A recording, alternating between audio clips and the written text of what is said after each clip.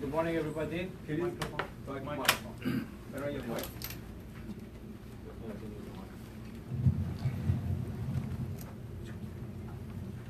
Good morning, everybody. Good morning. My name is Alireza Jafarzadeh. I'm the Deputy Director of the Washington Office of the National Council of Resistance of Iran. I want to welcome everybody to our office in Washington.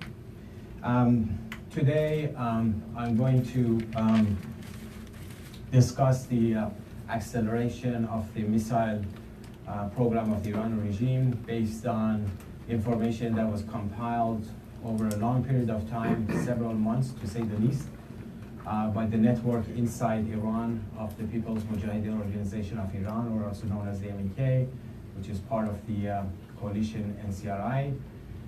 This is the same movement that revealed all the major nuclear sites of Iran dating back to some 2 decades ago.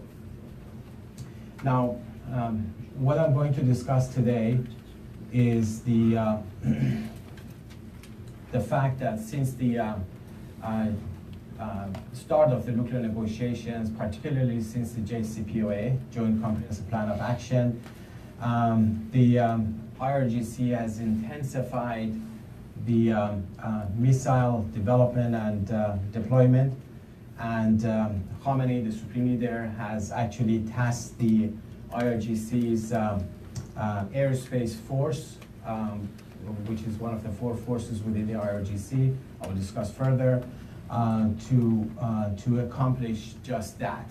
Now, the airspace force, it used to be called Air Force within the IRGC, but back in 2009, they reorganized everything to give the much bigger weight to the missile program, and it's really dominated by the whole missile activities of the regime. That's why it's called the Aerospace Force.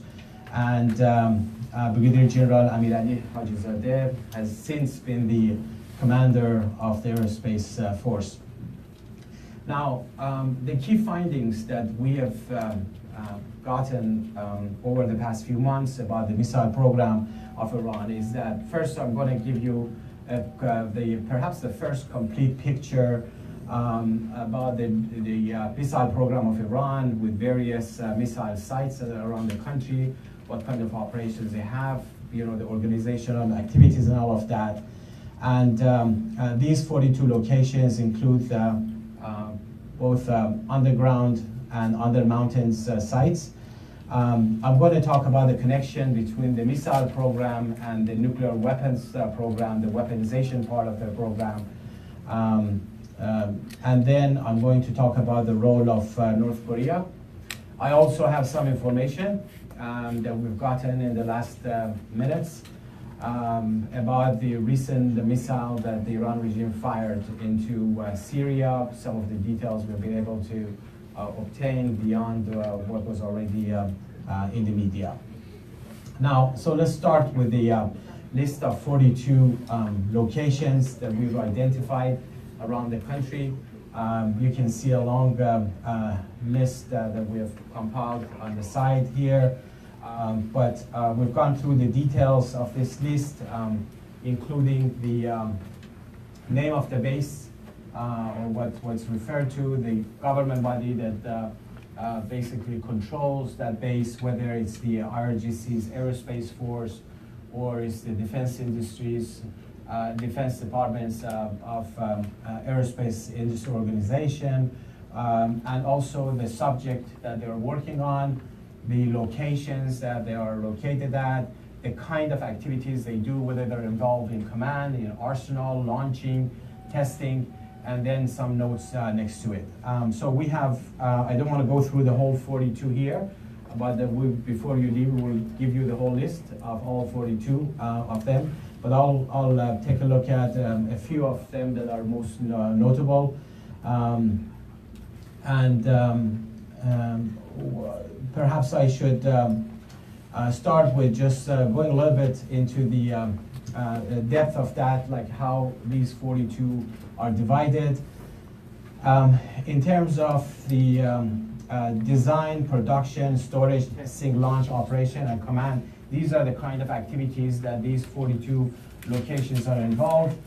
15 of them are basically allocated, they're part of the design and manufacturing network, and 27 are part of the testing, storage, launch, and operations. The reason we separate them because there's two separate entities that govern each of these activities. Production, design and production of the missiles is done by the Defense Ministry, the Aerospace Industry Organization. Anything related to operations, launching, testing is done by the IRGC's Aerospace Force. Now, of these 27 locations that I mentioned that are associated with the Aerospace Force, 25 of them are storage for missiles. In fact, there are missiles in these 25 locations. 13 of them are involved in launch and operations. 3 of them are basically test sites like Semnan, near Lake of Om and Baramin. And then there are 8 sites that are used for training and deployment of missile brigades. Now, let me use the opportunity and get to this missile that was fired into Syria on Sunday. Tehran claimed that the target was ISIS, and they made all kinds of claims about that. But basically what we found out, that the missile that was launched, that it was carried out by the Aerospace Force of the IRGC.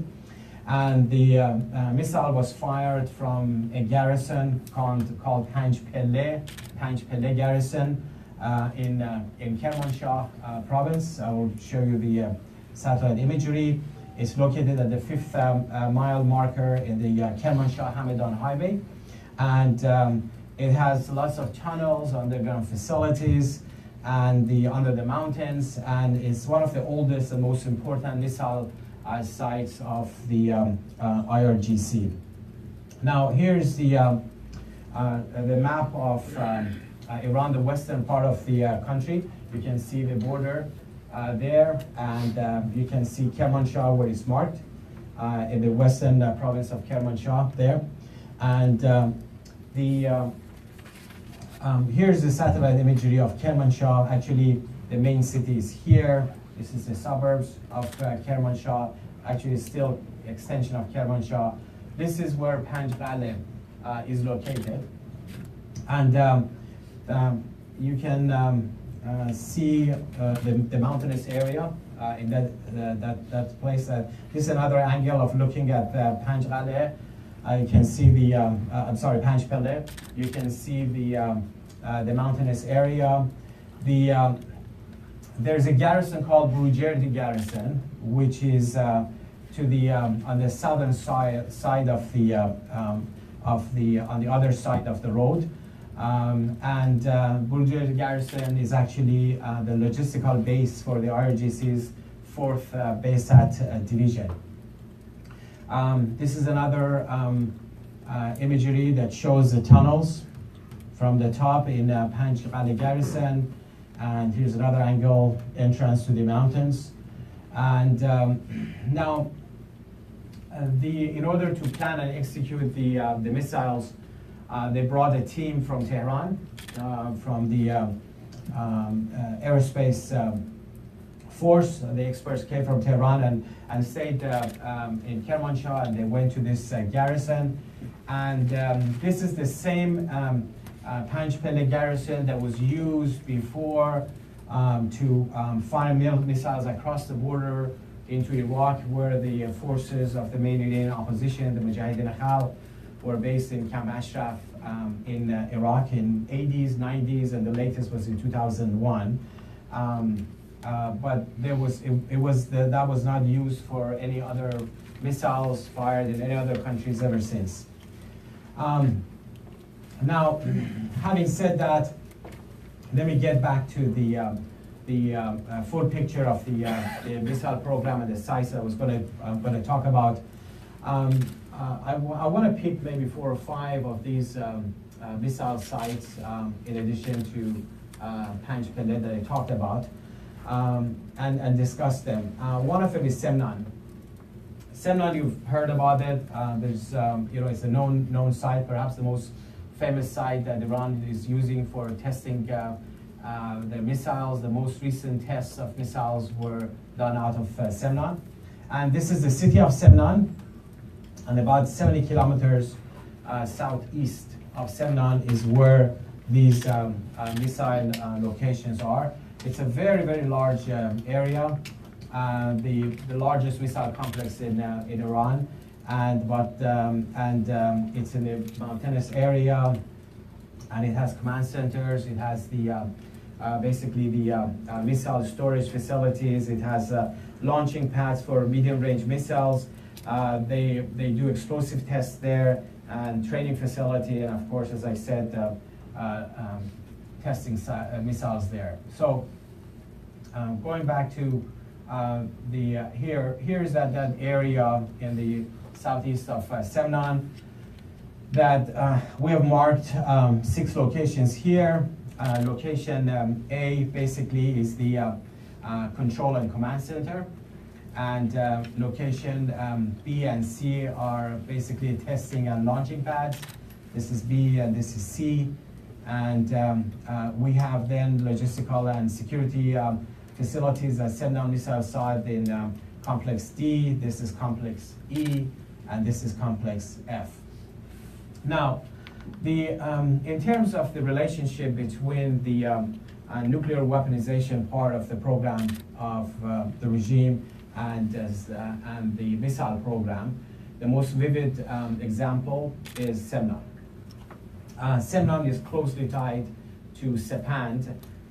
SEPAND, the abbreviation is سازمان پژوهش‌های نوین دفاعی, which is the organization that was formed in early 2011, February 2011. We found out about it and we exposed it in July 2011 right here in Washington. And there were reference to it in the IAEA report in November 2011, and the US government, the State Department, and Treasury designated SEPAND under Executive Order 13382 for proliferation activities in August of 2014, 3 years after we revealed it. Now, SEPAND has direct collaboration with Semnan, and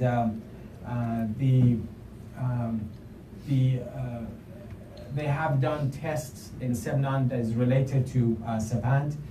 And what's interesting is that every week a highly security control group from SEPAND under the command of Brigadier General Mustafa Siri, who is the commander of the intelligence security of SEPAND, they travel from Tehran to Semnan, and so that's a key thing.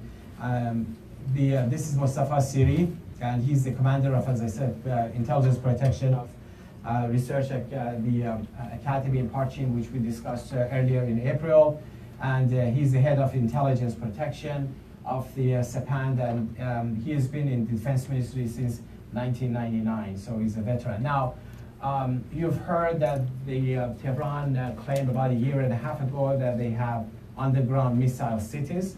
They showed video clips of tunnels underground with missile launchers, and you could see like perhaps dozens of missiles there, but they never gave out any location where they are. They repeated again a few months ago saying they have another missile city and they would have more.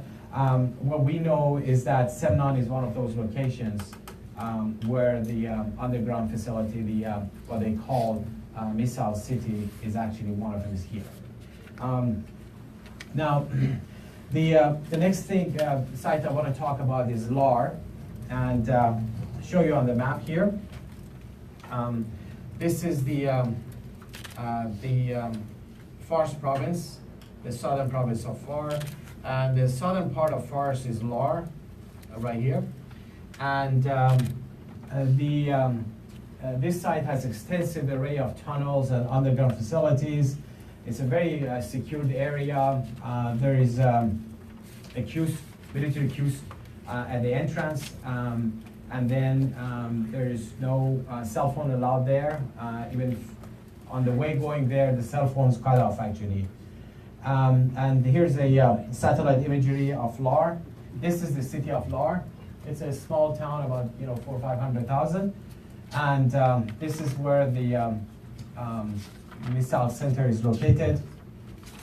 It's a larger imagery of that, and you can see all the mountainous areas here, and you can see the entrance of the tunnels very vividly. You can see the road here, going here, here, here, and also here. This is the entrance of a tunnel right here, and other sides. So under this mountain here, there, and there, they have those facilities.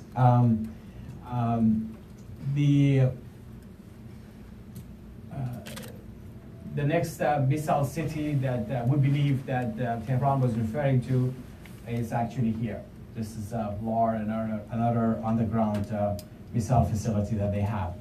Now, the next site we're going to talk about is the Khorramabad Missile Center at the Imam Ali Garrison, which is in Lorestan province in the western part of the country. And this is a closer look at the Imam Ali Garrison. You can see the facilities here. They do have lots of underground facilities also at the Imam Ali Garrison in Khorramabad. The last of those complexes that I want to talk about is near Tehran. It's called the Bidgene.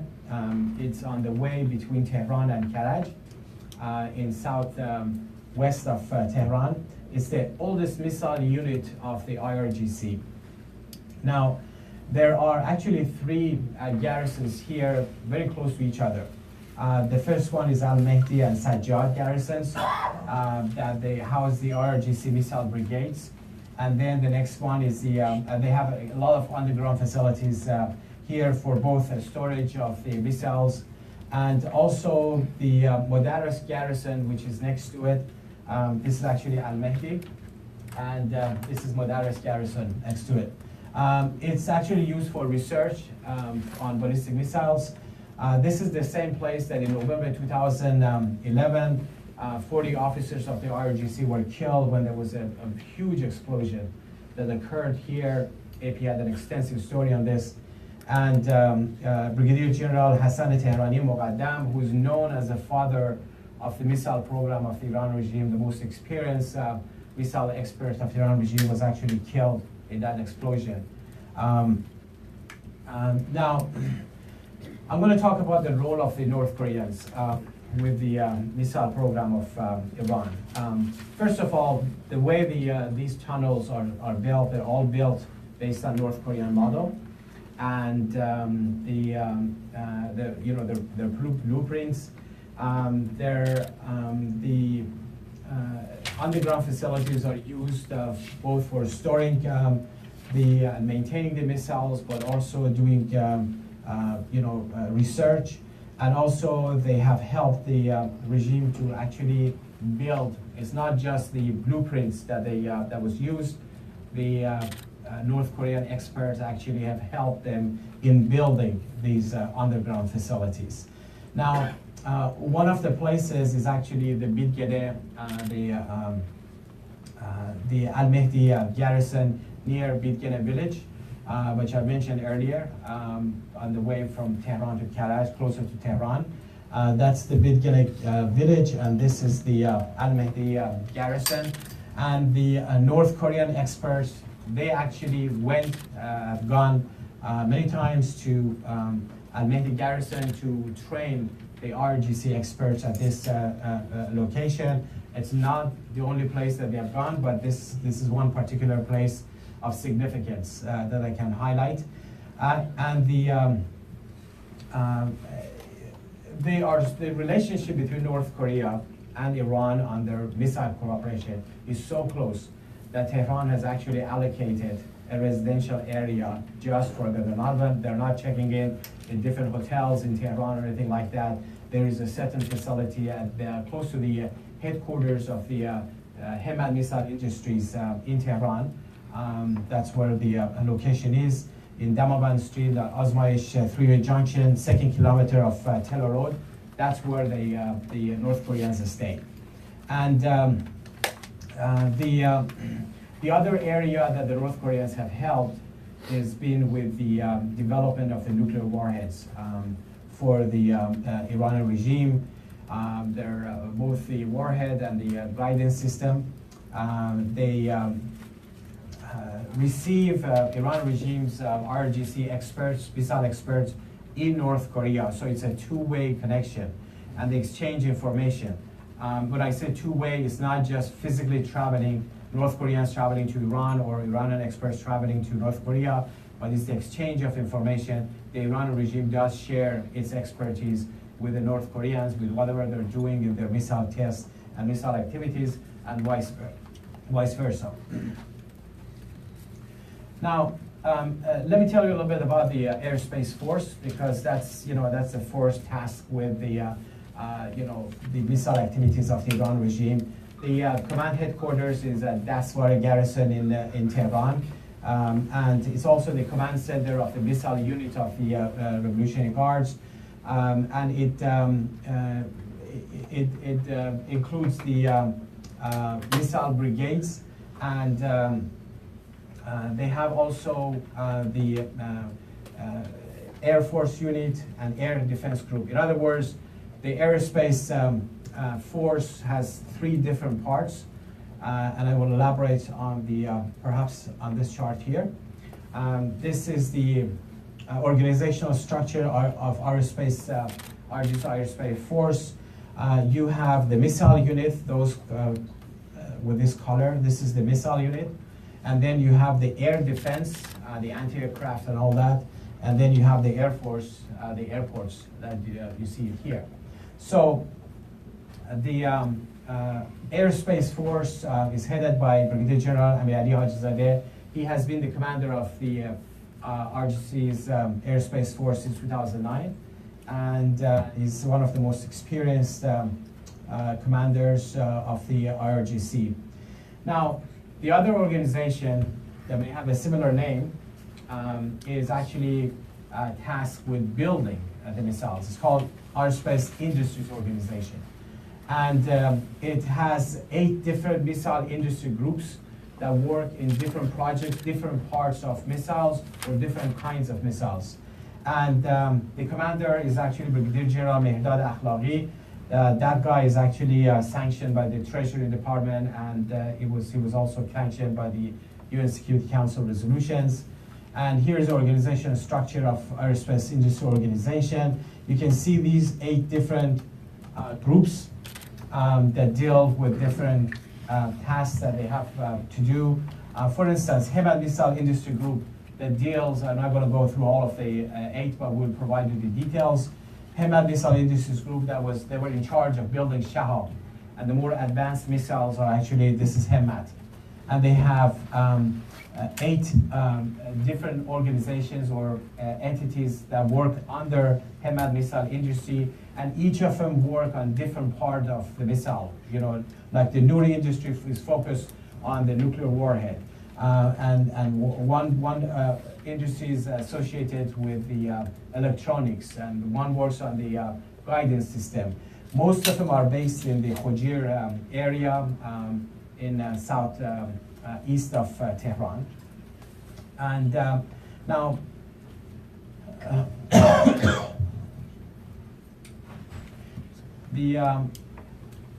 in terms of the maintaining manufacturing missiles, I'm just going to take a look at just quickly on the medium-range ballistic missiles of the Iran regime, the different kinds that are known already: Shahab 3, Sejil, Qadr, Ashura, and some of the missiles that launch into space, and that is such as Safir.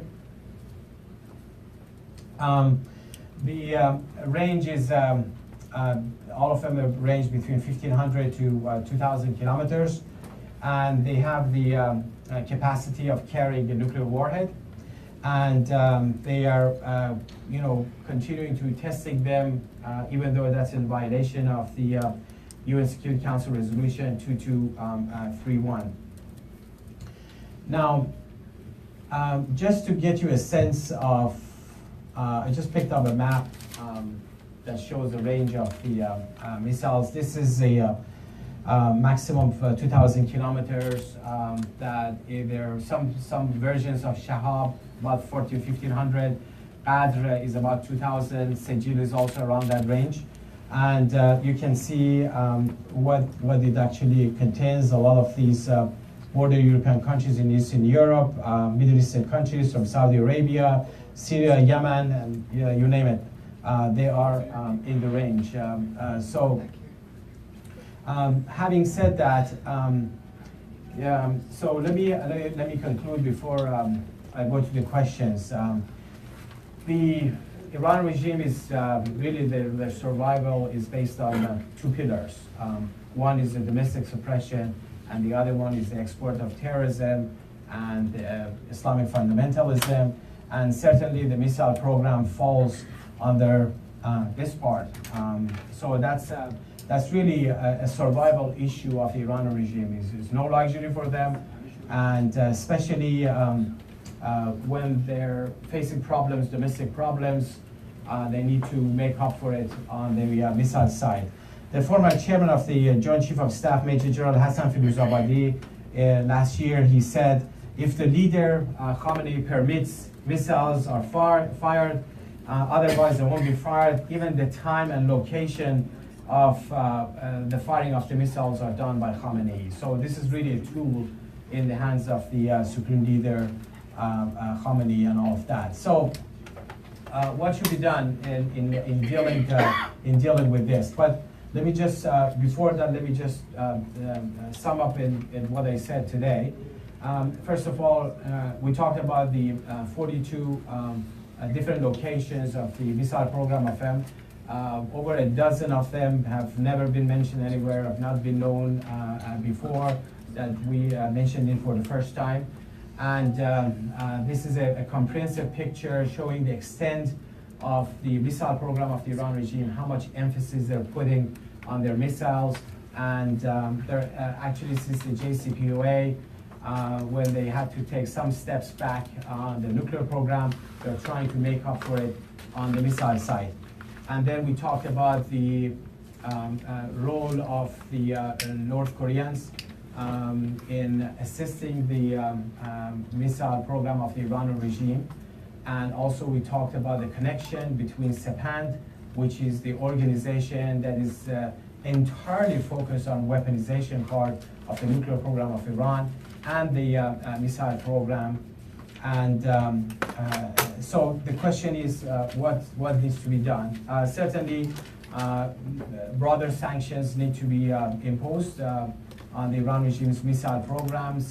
Certainly the measure taken in the Senate recently, S722 that was passed, that was a welcome measure.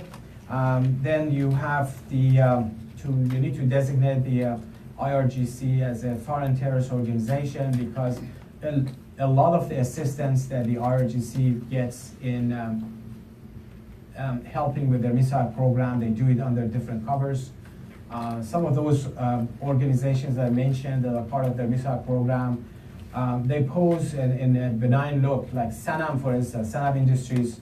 They're saying, okay, we're building refrigerators and washing machines and all of that. But in fact, in addition to doing that, they're providing a lot of assistance on the electronic parts of the missile program of Iran. So that's why the FTO designation is important, because it would really bar and limit the access of the Iran regime to a lot of these resources.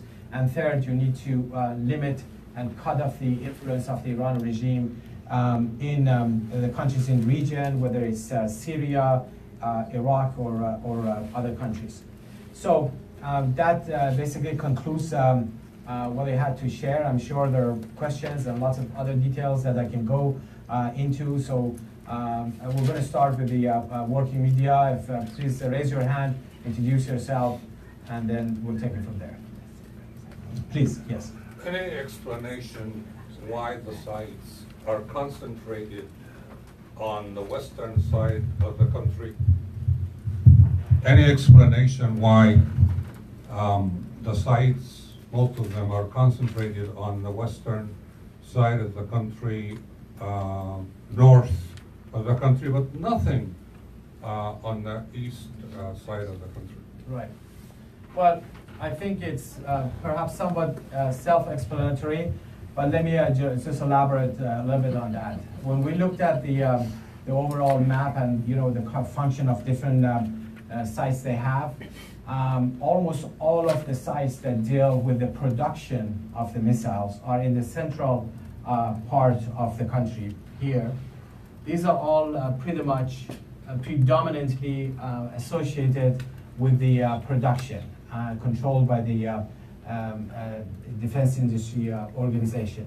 The sites that are involved with deployment, launching, operations, and testing, less testing and more operations, are either on the western side or the southern border here, with a clear objective of threatening the neighbors here, there, plus the way to Europe and to the west goes this way, not this way. So that, I think, explains that, in terms of targeting, it's not that there is no mountains here. There's plenty of them. Perhaps there is more mountains here than it is on the other side. But also, it's the objective that where they're heading in terms of the Western countries as well as countries in the region. Those are the countries that they intend to threaten, and they have been threatening. And let me add to it, the whole objective of the ballistic missile program of Iran is really two-pronged. One is to certainly, when it comes to shorter range missiles, to threaten their neighbors in the region, as they have been doing or displaying. But the real goal is to actually build the nuclear warhead with the ability to carry the nuclear warhead with a longer range. Tehran hasn't been talking about their longer range ballistic missiles, but that's certainly on top of their list. Please, introduce yourself. Marty Johnson, Bahrain TV. I was wondering to what extent you've been able to communicate and get a response from first the administration just down the street of the White House, and also the response on Capitol Hill to Sunday's missile launch, as well as now the latest very painful American issue of Otto Warmbier's death, which might also add to the concern. Yes. Well, we have actually shared this information with all the relevant U.S. government agencies, as well as the U.S. Congress. As you know, there is a lot of serious concern in the U.S. Congress about the missile program of Iran. Right now, as we speak, now that the Senate side is done with the recent resolution S722, the House is looking at it, and they have looked at our information with great interest. I think as time passes, especially since the JCPOA, people realize that the JCPOA did not lead to the change of the behavior of the Iranian regime in a better way. To the contrary, it has actually led to Tehran getting further emboldened in their activities in the region. There have been, more threats, more missile tests in the region, and I think the most recent one could be read within that context. And they're more repressive domestically. So I think that's one of the things that prompts the administration to take a fresh look on what to do with their policy.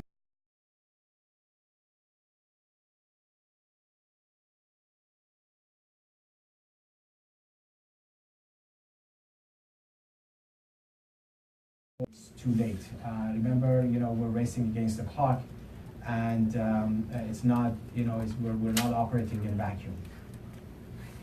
Please. Do you tie the increase? Increase in production testing directly to the conclusion of the JCPOA? No, I don't tie it directly to that, but certainly knowing the overall objective of the Iranian regime, with the JCPOA or without the JCPOA, they've had this objective of these missile programs date back to many years ago. However, when you lose the leverage, you want to make up for it somewhere else. There is more emphasis on their missile program now than it was a few years ago. The fact that, since 2009, they started putting more emphasis on the missile program. Remember, in terms of timing, we revealed the nuclear site in Natanz in August 2002, and then came the other nuclear sites afterwards, and then the international community got involved. And first it was the EU3, and then everybody else got involved, and there were constant pressure built on the Iran regime. They knew at some point down the road they will have to perhaps give up something and come to the negotiating tables and do something about that. So that's why since 2009 they shifted and put a lot bigger emphasis on the missile program. They reorganized the entire Air Force of the IRGC. It's now almost all missile and very little left for their Air Force and helicopters and whatnot. And it's not by accident, it's part of their overall strategy. So when you look at that line, certainly that when the JCPOA takes shape, they see, this is the one area that they have lots of room to maneuver. There was pretty much nothing that was there that could prevent them to do all of these things. So you have much room to maneuver here, and they took it. They saw no appetite in terms of the international community to confront them on the missile test. They tested a number of things. The reaction was, very mild to say the least, if sometimes non-existent. So sort of that Tehran interprets that as a signal that this is the one area that we can move forward. It falls into their objectives. They have their capabilities and resources, and so they're saying, let's move forward. Plus, when you're developing a nuclear weapons program, you need the means to deliver it. So the missile program is part and parcel of their program.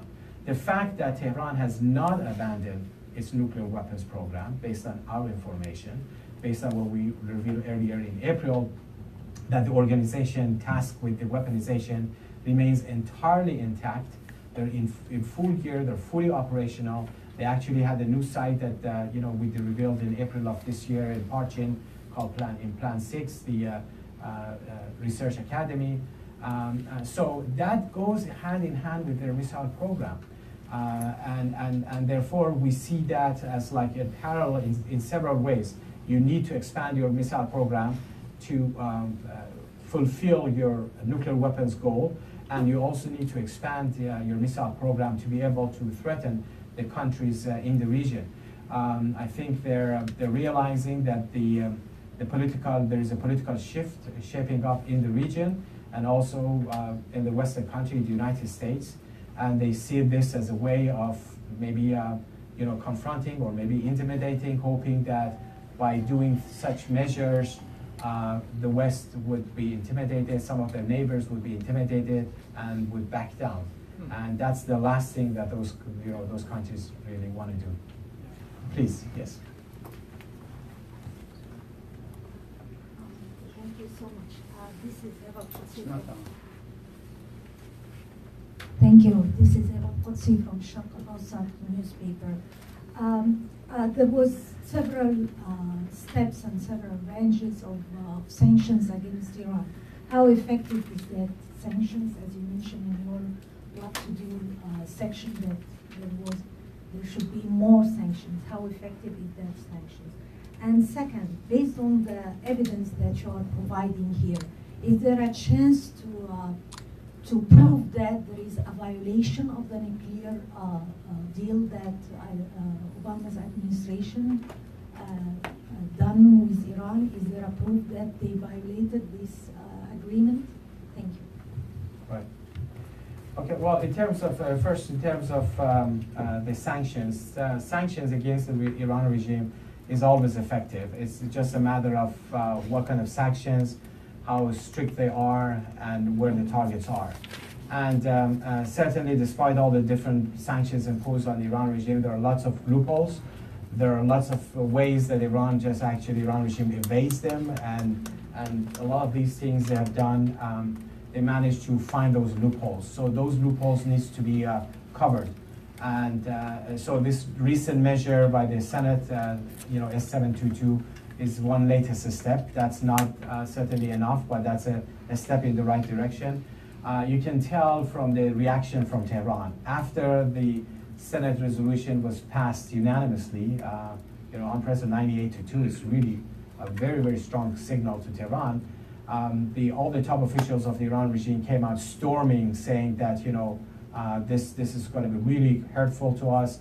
And they started listing the kind of things they wouldn't be able to do once it passes and becomes a law, and what kind of restrictions it would impose on the Iranian Revolutionary Guards, on their economy. Keep in mind, when we talk about the Iranian Revolutionary Guards, we're talking about much of the Iranian economy as well, because the economy of the Iranian regime is predominantly controlled. Over 40% of the GDP is controlled by them. All these spooky organizations, the so-called private sector, there's no private sector. This is all IRGC, and they dominate a lot of work and businesses and financial sector and all of that. So when you have tighter, stricter restrictions on the IRGC, that really hurts them. For instance, the FTO designation, if that happens, would make it illegal for any U.S. person to provide any kind of material support. And I'm not talking about just financial money or trade or anything like that, but anything that would lead to financial support the material support for the IRGC, that would be prohibited. Companies who deal business with Iran provide equipment, airplanes, whatever, and those equipment and airplanes are used by the Revolutionary Guards for whatever purposes. Even if it's not used to go to Syria, the fact that the IRGC is a designated entity as an FTO, any kind of material support, any form and shape will be prohibited. So that's, those are serious restrictions that, that could be imposed on it. Now, what was the second part of your question? The nuclear deal. Right. How to prove that there is a link between the missiles program and the nuclear Right. deal. Well, Tehran as first of all, when it comes to the JCPOA, the JCPOA, even as Secretary Tillerson said, does not really do the job of preventing Iran from, obtaining nuclear weapons. It does certain things, they take monitoring certain aspects of their nuclear program. It pretty much leaves alone the 600-pound gorilla in the room, which is the weaponization part of their program. And that's the part we've had major problems with, and a lot of other people have major problems with. So a lot of the Iran regime's activities, even though they may not technically fall as a violation of the JCPOA, or at least they can dub it as so, but it's a serious issue because it would help them, either obtaining the nuclear weapons, or be leading to a situation that they can threaten the countries in the region, or help with their nuclear warhead, the development of a nuclear warhead.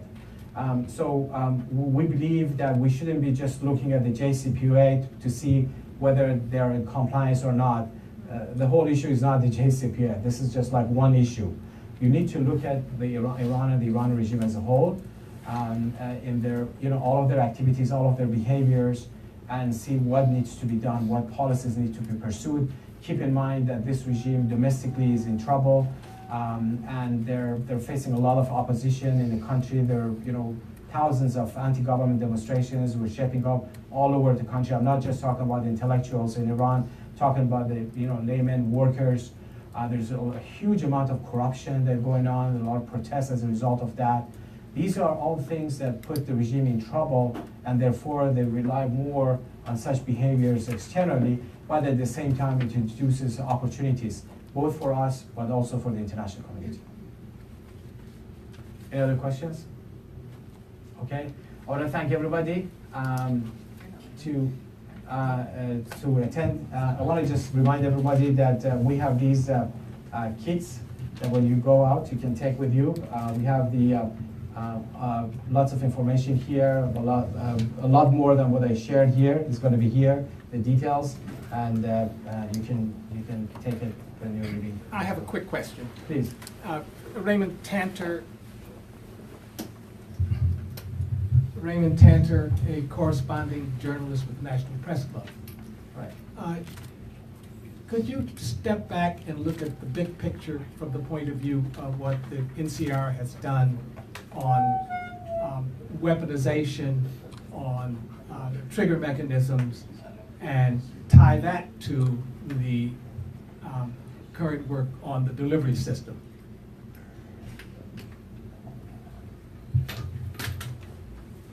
Now,